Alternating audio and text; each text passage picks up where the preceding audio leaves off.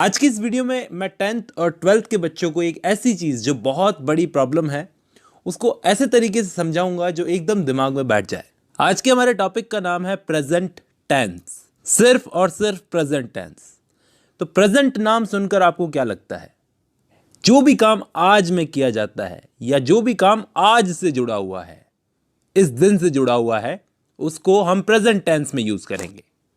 अब प्रेजेंट में मैं अगर कोई चीज़ बोलूं, जैसे मैं कोई काम करता हूं, आई वर्क, तो हम इस वाक्य को, मैं काम करता हूं, इसको अलग अलग तरीके से बोल सकते हैं और आज से ही जोड़कर बोल सकते हैं। जैसे मैं काम करता हूं, मैं काम कर रहा हूं, मैंने काम कर लिया है, या मैं अभी तक काम कर रहा हूं। ये सारी चीज़ें प्रेजेंट में बोली जा रही है, आज में बोली जा रही है, लेकिन चारों के टाइप अलग अलग हैं। कोई काम करता है, कोई काम कर रहा है, किसी ने काम खत्म कर लिया है, या कोई अभी तक काम को कर रहा है। तो पहला जो काम करता है उसको बोलते हैं simple present, I work.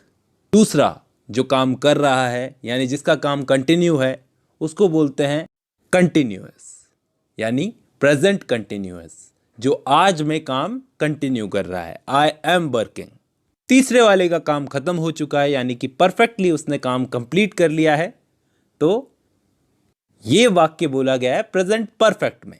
Present perfect में आई हैव वर्कड, यानी मैंने काम खत्म कर लिया है। चौथा टाइप समझने में थोड़ा सा मुश्किल है क्योंकि इसका काम खत्म भी हो चुका है लेकिन ये अभी तक उस काम को कर रहा है, मतलब मैं अभी तक उस काम को कर रहा हूं।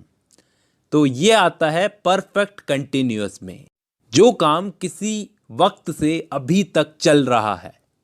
तो present perfect continuous, I have been working.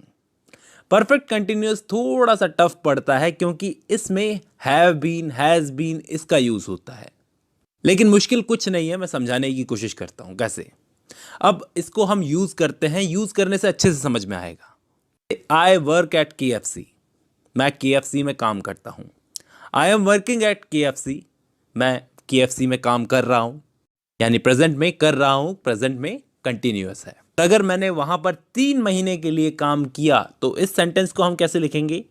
I have work there for 3 months, मैं वहां पर 3 महीने तक काम कर चुका हूं, यानी परफेक्टली मैंने कंप्लीट किया है वहां पर 3 महीने तक काम। तो इसको हम बोलेंगे प्रेजेंट परफेक्ट। लेकिन अगर मैं 3 महीने से काम कर रहा हूं लेकिन अभी तक वहां पर काम कर रहा हूं, तो इस सेंटेंस को मैं कैसे बोलूंगा? I have been working there for 3 months।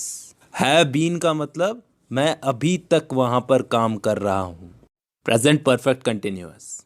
I hope आपको समझ में आया होगा।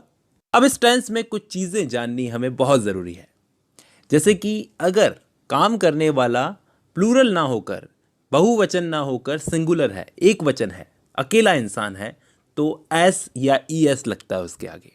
जैसे अगर मैं अपने लिए ना बताकर किसी और के लिए बता रहा होता कि वो KFC में काम करता है, तो मैं कैसे बताता?